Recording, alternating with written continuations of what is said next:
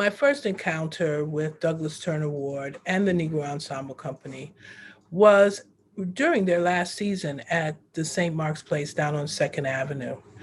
Um, at that time, they had open calls, and there were two lists, one for the equity members and one for non-equity. Of course, me and my roommate were non-equity, so we went down and we signed the non-equity list early in the morning and spent hours sitting on the curb at St. Mark's and Second Avenue, waiting for our turn, waiting anxiously for our turn for 5 minutes in the room with Douglas Turner Ward.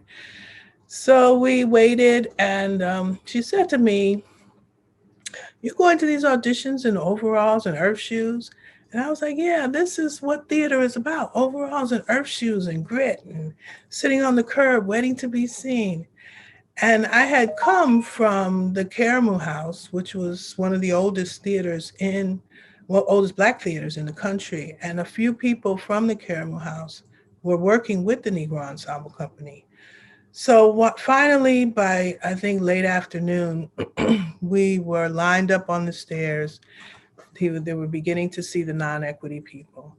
And Douglas Turner Ward stepped out of the audition room, and he was standing at the top of the stairs. And of course, he's a big, commanding figure anyway, but he stood up there and looked down at us minions waiting to meet him, but he had on overalls. And I thought about it and I said, yes, I'm in the place I need to be because I had my overalls on and I was armed to go in. So when I went in, they did notice that I have worked at the Caramel House, which was great points for me. And they promised to call. They said, "Oh, yes, we're going to call you. We'll have a job for you as soon as the season starts." Well, I went back to Cleveland and I wasn't going to wait for them to call me. I called once a week for almost a year. And they were like, "No, not yet, not yet, not yet."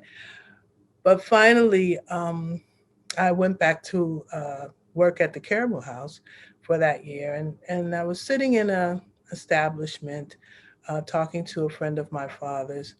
And he said to me, I'm a young person. He said, "Well, what do you want to do with your life? What is it that you want to do?" I said, "Listen, I'm out of here. I'm going to New York. I'm just here. This is a pit stop and I'm out." So he said, "Well, let me tell you something. If you're sitting here next year this time, you'll never leave." Well, that put some fire into my heart. And I started applying to graduate schools and applied to Columbia and NYU and Brooklyn College. They all had theater management and directing programs. So I got into all three actually, but I picked Columbia. And just as I arrived for school, the NEC called and I cleaned out the box office at Theater 4 on 55th Street. That was the first season there. And it was a wonderful start to a great career. I think I had several conversations with Doug over the years, of course, some better than others. Some of them were be quiet in the box office, we could hear you in the theater. Some of them were when he came to the lobby early from break and was hanging out in the lobby, and I was in the box office. Some of them were when we worked together, but I would think one of the ones that really sticks in my brain, uh, well, there's probably two, but one that sticks out in my brain was the Amsterdam News had come to do an article on the Negro Ensemble Company after I had started directing and doing some more administrative work there. Um, they have made a lot of mistakes. There was, they said Theater 4 was on 54th Street. And I mean, it was just, I hate to say it, but it was just bad reporting. So when I was looking at the article, and in fact, even the three people that were in the photo the names were misspelled or misnoted.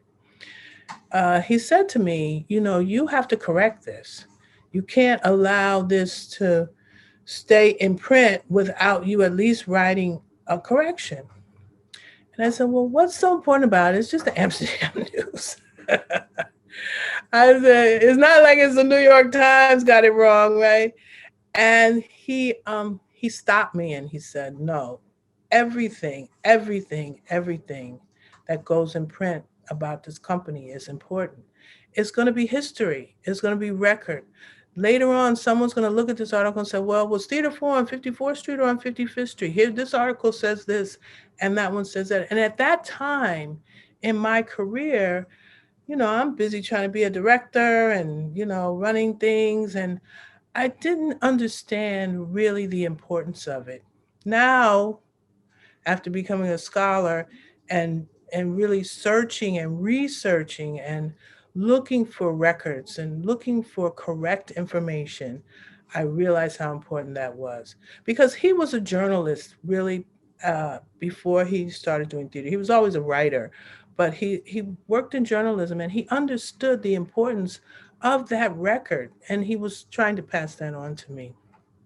I remember that as a real important moment as not just an artist, but as a person and a Black person in this country. And when I teach African American theater, I am teaching my students to dig for that information, dig beyond the first three Google searches, find out what was the real story. And he used to read all the papers. He used to read all the newspapers, the Daily News Post, the Times, the Amsterdam News, the one from Queens. He will come in with all the papers because he said you have to get the full story and you can't get it from one source. So I think that's really one of the most important lessons that I learned from him, other than standing in the back of the theater, watching him direct, watching him work with the actors, watching him sit in the chair and move all around the theater, looking at the different perspectives of the play as the actors did it, listening to how he gave notes. I thought that was so important because he didn't, as a director, uh, talk a lot. But sometimes and one of the things about the ensemble that he worked with, they could understand his grunts. They knew, if he said well, yeah, when you came to that, they knew what he was talking about. And as you listen to him, you could see what he was saying, and I got the benefit of that. I mean, I watched a lot of rehearsals in Theater 4, and I think my directing really was informed and inspired by that. Well, my first impression was that figure at the top of the stairs in those overalls, and it was instant fear. Okay, because he was a man of few words. You weren't really sure what was on his mind, if he wanted to talk or not. He wasn't one of those kind of people you could really read immediately. Um, After I started working at the NEC, I realized that he was a, a contemplative person. He seemed to always be thinking about the next move, about the next place, about the next play, about the next rehearsal. He wasn't, he had a nice laugh and he hung out when we went to the bars in the neighborhood after rehearsal. But you didn't really, at least I didn't, I will say, really know what was on his mind, especially when I first started working there. I know he watched everything and he was watching us in the box office as much as he was watching us, the actors in rehearsal. He'd come in and ask about what's the audience like tonight? Where are they sitting? Who's here tonight? Well, let me see the press list. Those kinds of things. How many subscribers do we have tonight? He was cognizant of all of those things, a whole kind of realm of running that theater. And a lot of people think he was just the artistic side, but he paid a lot of attention to what was going on in other areas too. So as I got older and grew in the business and as an artist, we had other conversations. We talked about developing new scripts. He showed me the script that Charles Fuller brought him for Zoom and the Sign, and the kind of work that they collaboratively did. Some of the characters were men when it started, and they changed to women because of the need of the script. Um, he talked about working with artists and how some people you can give notes to in one fashion, and other people you can't. you know, you have to kind of massage them into it. Um, we talked about the business and the industry and uh, how sometimes, not sometimes, most times, when we were writing grant proposals, um, how he felt they were going to be received. He came in one day and he says, you guys sitting here writing these grant proposals, and I feel so bad because I know they're not going to get funded. And I said, oh, thanks, Doug. We really appreciate that. He said, no, but even if you do get money, you're not going to get the kind of money that Joe Papp is getting downtown. And that was one of the things that was kind of a, a thorn in his side, because he had to watch not only his generation, but our generation. Now we're in the second, almost third generation of people running that company, still being told no and still being pushed away because we weren't kind of and he wasn't the kind of get along kind of person. He wasn't going to compromise the artistic ideas and visions of the company to get money. And I wrote an article about his relationship with the Ford Foundation. And as many of you know, the Ford Foundation was the foundation that started funding the Negro Ensemble Company at its inception. And by the 70s and 80s, that relationship had really deteriorated, because he didn't want to change the programming to suit the grants. His thing was fund what I do, fund who this company is. And one of the beautiful things that Gerald Crone says about him, Doug understood what this company was for artists and audiences. And it wasn't Broadway. Certainly, ceremonies could move to Broadway. River Niger did move to Broadway, but they moved without the Negro Ensemble Company, and many people did not understand what that was. Why did you make that decision? What could be better than going to Broadway? you know, but we can see now from August, we know what there is something better. There's autonomy. There's the control of your artistic journey and your vision, and for all the generations who've come after. Because certainly from his first view of the Negro Ensemble Company to the generations that have come through there is way more than any Broadway play would have ever accomplished. And that's what he understood. He understood that this company was not about money. We used to call it never enough cash. And uh, it wasn't about fame, it was about the work. And one of the things that I think is so important is that, especially during that time at Theater 4, most of us, in fact, I don't know anybody who worked there full time, had to wait tables. We didn't have to do temp jobs. We could pay our rent and come to work every day at the Negro Ensemble Company and do our art. And that was such a beautiful time. I mean, I think that's something that kind of interlocks us together even today, because that doesn't happen. That doesn't happen a lot even today, especially not today. But that's what his goal was for the company. Uh, I don't think I realized the importance of the Negro Ensemble Company um, at the time when I was experiencing it the most. Um, I think I realized that we were fortunate, and people talked about us all the time being a clique and that kind of thing. Because once you got your foot in the door, you really didn't want to let that space go. And you might go where, I did some other work on the side, like with Richard Allen Center and some other companies, but um, they always knew that the Negro Ensemble Company was our home. When we were the, if you worked in the box office, designing, in the office, the house management, whatever, when they called, you came.